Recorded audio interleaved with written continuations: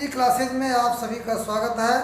आज हम जो है इस वीडियो के माध्यम से बिहारी ने जो कक्षा 10 में लिखा नीति, हम वही नीति लेसन से जो है दोहे पढ़ा रहे हैं। हमने भक्ति के दोहे डाल दिए थे, उनकी संदर्भ प्रसंग व्याख्या भी बता दिया था, और भक्ति की जो वीडियो है उसकी लिंक जो है डिस्क्रिप्शन में हम डाल देंगे। आज हम नीति के विषय में बताएंगे। तो इसमें नीति में पहला जो दोहा है और जो किताब में नवा है, लेकिन यह पहला है नीति का, कि दुसह दुराज प्रजा न कौ, क्यों न बढ़े दुख दंदु, क्यों न बढ़े दुख दंदु, अधिक अंधेरो जग करत और मिली मावस रविचंदु। तो बच्चों यहाँ पर हम जो है दुसह माने होता है असहनीय, जो सहन न किया जा सके, और दुराज माने दोहरा शासन, जहाँ पर एक राज्य में दो राजा हों, दोहरा शासन दुराज। दुख द्वंद्व माने होता है दुख और कलह, है ना। मावस कहते अमावस्या को। तो संदर्भ में बच्चों ये लिखना कि प्रस्तुत पद्यांश हमारी पाठ्य पुस्तक काव्य संकलन के या कक्षा 10 हिंदी के नीति नामक पाठ से लिया गया है, जो बिहारी लाल द्वारा रचित है या जिसके रचयिता बिहारी लाल जी हैं। आप कुछ भी लिख सकते हो। प्रसंग में यह लिखना कि दोहरे शासन की अव्यवस्था की ओर संकेत करते हुए कहता है व्याख्या कि दुसह द्विराज्य, यानी दुसह माने असहनीय, दो राजा, जहाँ एक राज्य में जहाँ दो राजा हो, दुसह द्विराज्य में यानी एक राज्य में अगर दो राजा हो तो प्रजा के दुखों और संघर्षों की वृद्धि क्यों न हो। प्रजा को बहुत दुख होता है जहाँ पर दो राजा हों। अमावस्या को सूर्य और चंद्रमा एक ही राशि पर अधिकार करके सारे संसार में अधिक अंधेरा कर देते हैं। अमावस के दिन सूर्य और चंद्रमा एक ही राशि में होते हैं, तो चंद्रमा रात को नहीं निकलता है, तो बहुत घनी अंधेरी रात होती है। तो इस प्रकार से अगर एक परिवार में, एक घर में अगर दो लोग मालिक होंगे तो घर के लोगों को कष्ट होगा। उसी प्रकार से किसी राज्य में अगर दो राजा होंगे तो प्रजा को दुख होगा। प्रजा ये नहीं समझ पाएगी कि इस राजा का कहना माने कि उस राजा का कहना माने। उसी प्रकार से अमावस के दिन एक ही राशि में सूर्य भी है, चंद्रमा भी है, तो पूरी दुनिया को अंधेरे में रहना पड़ता है। इसलिए बच्चों, किसी राज्य में अगर दो राजा होते हैं तो प्रजा को कष्ट सहना पड़ता है। काव्य सौंदर्य में बच्चों ये लिखना कि इस दोहे का अर्थ नायिका भेद के रूप में भी किया जा सकता है। अनुप्रास तथा अन्योक्ति अलंकार यहाँ पर है। यहाँ पर जो है अन्योक्ति इसलिए है कि कहा कुछ और जा रहा और कहा किसी और को जा रहा है ना। यानी चंद्रमा और सूर्य के बहाने एक राज्य में दो राजाओं के विषय में कहा गया है। इसके बाद बच्चों अगला दोहा है कि बसे बुराई जासु तन, ताही कौ सन्मान, और भलो भलो कही छोड़िए, खोटे ग्रह जप दानु। तो बच्चों संदर्भ तो वही रहेगा जो हमने पहले बताया, लेकिन शब्दार्थ में देखिए, खोटे माने बुरे, सम्मान माने प्रतिष्ठा, रिस्पेक्ट, है ना, सम्मान प्रतिष्ठा। तो संदर्भ वही रहेगा। प्रसंग में देखिए, प्रसंग इस दोहे में बिहारी ने संसार द्वारा शनि, राहु, केतु, मंगल आदि ग्रहों पर व्यंग करते हुए कहा है कि संसार में बुरे व्यक्ति की ही पूजा होती है। देखो, ये संसार में जो आदमी सीधा होता है उसको कोई सम्मान नहीं मिलता, लेकिन जो आदमी गुंडा, बदमाश, लुच्चा, लफंगा होता है उसको आजकल सभी लोग सम्मान देते हैं। तो इस दोहे के माध्यम से बिहारी ने ये कहा कि कवि बिहारी लाल कहते हैं कि जो आदमी बुरा है, जिसके हृदय में बुराई निवास करती है, इस संसार में उसी की प्रतिष्ठा होती है, उसी का सम्मान होता है। क्योंकि यदि वह बुराई छोड़ भी दे तब भी लोग उससे डरते हैं। यह संसार का नियम है कि अच्छे ग्रहों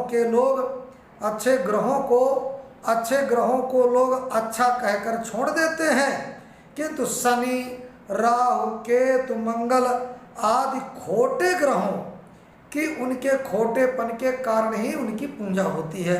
उनको लोग पूजते हैं, कहें शनि के 7.5 ढैया चल रही, केतु राहु का प्रभाव है तो इनके लिए दान करो, इनके लिए पूजा पाठ करो। लेकिन जो अच्छे ग्रह हैं जैसे बृहस्पतिवार है और भी ग्रह हैं जो अच्छे माने जाते हैं, उनका कोई जप दान नहीं होता। तो वही यहाँ पर बिहारी ने ग्रहों के माध्यम से ये कहना चाहा है कि अच्छे लोगों का रिस्पेक्ट नहीं होता, अच्छे लोगों का सम्मान नहीं होता, लेकिन जो बुरे लोग होते हैं उनसे लोग डरते हैं और डरवश उनका सम्मान करते हैं। यहाँ पर यही बिहारी ने कहा। अगला देखिए, नरकी अरुण नल नीर की गति एक करि जोए, अजे तो नीचो होई चले ते तो ऊंचो होए। यहाँ पर बिहारी दास जी ये कह रहे हैं, नर माने मनुष्य, नीर माने पानी, गति माने दशा, जोई माने देखो, अजेतो माने जितना, होए माने होकर, अतेतो माने उतना ही। तो बच्चों यहाँ पर इन पंक्तियों में प्रसंग में लिखेंगे कि इन पंक्तियों में आदमी को विनम्र होने के लिए कहा गया है। मनुष्य, व्याख्या देखिए, मनुष्य जितना जितना विनम्र या नम्र होकर चलेगा उसकी उतनी ही अधिक उन्नति होगी, है ना। इस तथ्य को नल के जल की चाल के द्वारा समझाते हुए कवि कहता है, मनुष्य की और नल के पानी की दशा एक सी ही समझनी चाहिए। जिस प्रकार नल जितनी नीचे स्थान में रहेगा उतना ही उसका जल ऊपर चढ़ेगा, उसी प्रकार मनुष्य भी जितना नम्र होकर चलेगा उतना ही वह उन्नत होगा, उतना ही वो ऊंचाई पर जाएगा, उतनी ही वो आगे बढ़ेगा। इसके बाद बच्चों अगला है कि बढ़त बढ़त संपत्ति सलिल मन सरोज बढ़ जाए, घटत घटत सुन फिर घटे बरु समूल कुम्हिलाई। कितना बढ़िया दोहा है। सलिल माने होता है जल, और सरोज माने होता है कमल, और समूल माने होता है जड़ सहित। तो बच्चों यहाँ पर संदर्भ वही रहेगा। प्रसंग में इस दोहे में बिहारी ने बताया है कि धन के बढ़ने पर मन का बढ़ना भी विनाशकारी है। जैसे आदमी कम पैसा कमा रहा तो साइकिल से चलेगा, ज़्यादा पैसा कमा रहा तो कहीं मोटरसाइकिल ले लो, और ज़्यादा पैसा अगर कहीं कार ले लो, और ज़्यादा पैसा अगर कहीं हेलीकॉप्टर से चलो। यानी जितना पैसा बढ़ता जाता है आदमी का मन, उसकी इच्छाएं भी बढ़ती जाती हैं। तो बच्चों यहाँ पर हम व्याख्या करेंगे कि संपत्ति रूपी जल के बढ़ते रहने से मन रूपी कमल भी बढ़ जाता है। किंतु जब संपत्ति रूपी जल का घटना प्रारंभ हो जाता है ना, तो मन रूपी कमल नीचे नहीं जाता बल्कि जड़ सहित सूख जाता है। अर्थात धन की कमी होने पर बढ़ा हुआ मन हीन नहीं होता, वो छोटा नहीं होता, मन छोटा नहीं होता है, मन घटता नहीं है ना, बल्कि नष्ट हो जाता है। तो पूरे दोहे में दृष्टांत और रूपक अलंकार है। घटत घटत बढ़त बढ़त में पुनरुक्ति प्रकाश अलंकार, और संपत्ति सलिल में छेकानुप्रास अलंकार। जहाँ पर एक अक्षर द्वि बार आवे वहाँ पर छेकानुप्रास अलंकार, जहाँ पर एक अक्षर द्वि से ज़्यादा बार आवे वहाँ वृत्यानुप्रास अलंकार होता है। तो यहाँ पर संपत्ति सलिल में सा अक्षर 2 बार आया, इसलिए छेका अनुप्रास अलंकार है। देखिए बच्चों, जब आदमी पास पैसा बढ़ जाता है तो उसकी इच्छाएं बढ़ जाती हैं, लेकिन जब पैसा अचानक घटता है तो इच्छाएं नहीं घटती, बल्कि वो आदमी नष्ट हो जाता, मर जाता है, क्योंकि वो फिर उसकी आदत बन जाती है हेलीकॉप्टर में चलने की, तो साइकिल में कैसे चलेगा। तो इसलिए कभी भी अगर धन बढ़े तो मन को अपना कंट्रोल करिए, मन को अपने नियंत्रित करिए, कि अगर मन रूपी कमल बढ़ेगा तो फिर विनाश हो जाएगा आगे।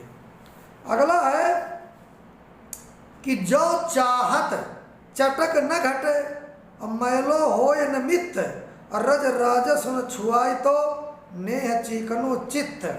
तो बच्चों यहाँ पर जो है मित्त माने होता है मित्र, और चटक माने चटकीलापन, रज माने धूल, राजस माने रजोगण, नेह माने प्रेम, और नेह माने प्रेम भी होता, नेह स्नेह माने तेल भी होता। तो प्रसंग में बच्चों ये लिखेंगे, प्रस्तुत दोहे में कवि ने बताया है कि गर्व और रजोगुण मित्रता को मलिन कर देते हैं। गर्व माने घमंड, और रजोगुण माने अपना अमीरी, है ना। जैसे किसी मित्रता करो और तुम अपन घमंड दिखाओ, अपनी अमीरी दिखाओ, तो मित्रता नष्ट हो जाती है। फिर जो तुम्हारा मित्र है वो तुम्हारे ऊपर विश्वास नहीं करेगा। व्याख्या में बच्चों वही यहाँ पर कहा है कि हे मित्र, यदि तुम चाहते हो कि मित्रता का चटकीलापन फीका ना पड़े, यानी हमारी मित्रता का रंग कलर फीका ना पड़े और मित्रता यथावत बनी रहे, पहले जैसी बनी रहे, तो उसके स्नेह से यानी उसके तेल से, मित्रता के प्रेम रूपी तेल से चिकने हुए चित्त में रजोगुण रूपी धूल का स्पर्श न कराओ। यानी मित्रता के प्रेम रूपी तेल में, है ना, उसके चित्त में यानी चिकने हुए प्रेम से, जो प्रेम रूपी तेल से जो मन चिकना हो गया, अगर उसमें रजोगुण की धूल लग जाएगी, अगर उसको स्पर्श करा दिया तो आपकी मित्रता बर्बाद हो जाएगी। तो वही यहाँ कवि ने कहा कि धूल का स्पर्श ना कराओ, क्योंकि धूल तेल लगी वस्तु पर आसानी से चिपक जाती है और उसे गंदा कर देती है। उसी प्रकार गर्व और रजोगुण का प्रभाव मित्रता को मलिन यानी गंदा कर देता है। काव्य सौंदर्य में बच्चों यही लिखना कि चाहत चटक रज राजस चिकनो चित्त में अनुप्रास अलंकार, हर अक्षर दो दो बार आया। पूरे दोहे में रूपक अलंकार, नेह में श्लेष अलंकार। नेह माने होता है प्रेम भी और नेह माने तेल भी। तो जहाँ एक शब्द के कई अर्थ चिपके हों, कई अर्थ निकलते हो, वहाँ श्लेष अलंकार होता है। अगला बच्चों देखते हैं, बुरा बुराई जो तजय तो चित खरो डरातु, और जो निकलम कुमयम कुलखी गने लोग उत्पात। तो बच्चों यहाँ पर खरो माने खरा, खरो माने शुद्ध, और निकलम को माने निष्कलम को यानी स्वच्छ, उत्पात माने उपद्रव, और गने माने संभावना करते हैं, आशंका करते हैं। बच्चों प्रसंग में वही लिखिए कि इस दोहे में बिहारी ने बताया है कि बुरे स्वभाव वाले व्यक्ति से उसकी बुरी आदत दूर हो जाने पर भी हमेशा भय रहता है। व्याख्या, यदि बुरे स्वभाव वाले व्यक्ति अपनी बुरी आदत को छोड़ भी दे, तब भी शुद्ध हृदय वाला व्यक्ति उससे ठीक उसी प्रकार डरता है जिस प्रकार पूर्ण निष्कलंक चंद्रमा को देखकर लोग किसी भावी दैवी उत्पात की आशंका करने लगते हैं। बच्चों काव्य सौंदर्य में अन्योक्त और दृष्टांत अलंकार, और जो है ऐसा विश्वास किया जाता है कि जब चंद्रमा पूर्णमासी के दिन निष्कलंक उदय होता है तो कोई दैवी उत्पात होता है। देखिए बच्चों, अगर कोई आदमी रोज शराब पी रहा है, दारू पी रहा है ना, और तुम रोज निकल रहे हो उसका देख रहे हो रोज शराब पी रहा, तो क्योंकि तुम्हारे दिमाग में तो उस आदमी की छवि एक शराबी के रूप में होगी।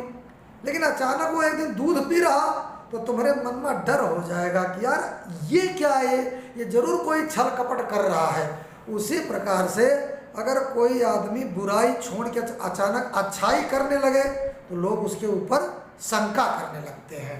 जैसे पूर्णमासी के दिन अगर कोई चंद्रमा बिना दागी चंद्रमा बिना दाग के निकल आवे तो लोग ये कल्पना करने लगते हैं कि कोई जो है दैवीय विपत्ति आने वाली है। इसमें यही कहा गया है। इसके बाद बच्चों अगला है, बहुत इंपॉर्टेंट ये दोहा है कि स्वार्थ सुकृत न श्रम प्रथा देख विहंग विचारी, अबाज पराए पानी परी तू पक्षी न मारी। तो यहाँ पर बच्चों संदर्भ तो वही रहेगा। प्रसंग में किसी दुष्ट स्वामी के सेवक को, जो अपने दुष्ट स्वामी के लिए अपने स्वजनों को कष्ट देता है, कभी बाज पर अन्योक्ति करके कहता है ना। कभी व्याख्या करता बाज का उदाहरण लेके कि हे बाज, अगर कोई बाज है और वो अपने ही पक्षियों को मारेगा तो समझो अपनी ही जात के लोगों को मार रहा है। तो यहाँ पर बिहारी ने राजा जय सिंह को यही बात कही थी कि तुम हिंदुओं को मार रहे हो, ये गलत कर रहे हो। तो व्याख्या में, हे बाज पक्षी, दूसरों के वश में होकर तुम स्वच्छंद विचरण करने वाले पक्षियों का वध न करो। तुम भी बाज हो, तुम भी पक्षी हो, और तुम पक्षियों को मार रहे हो, पक्षी हो के पक्षियों को मार रहे हो।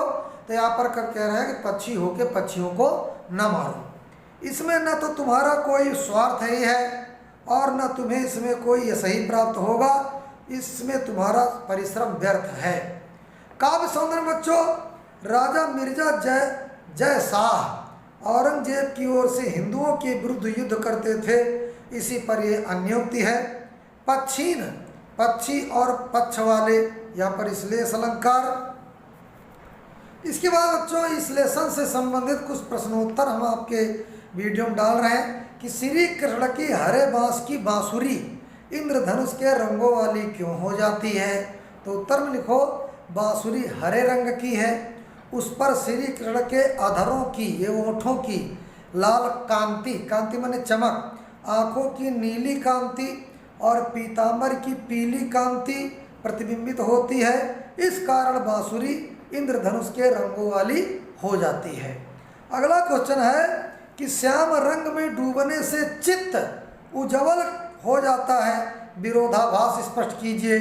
तो श्याम माने काला, श्याम रंग में डूबने से रंग काला यानी श्याम हुआ करता है, ना कि उज्ज्वल, ना कि सफ़ेद। इस कारण विरोध सा प्रतीत होता है, परंतु विचार करने पर जब श्याम का अर्थ कृष्ण समझ में आ जाता है तब विरोध समाप्त हो जाता है, यही विरोधाभास है।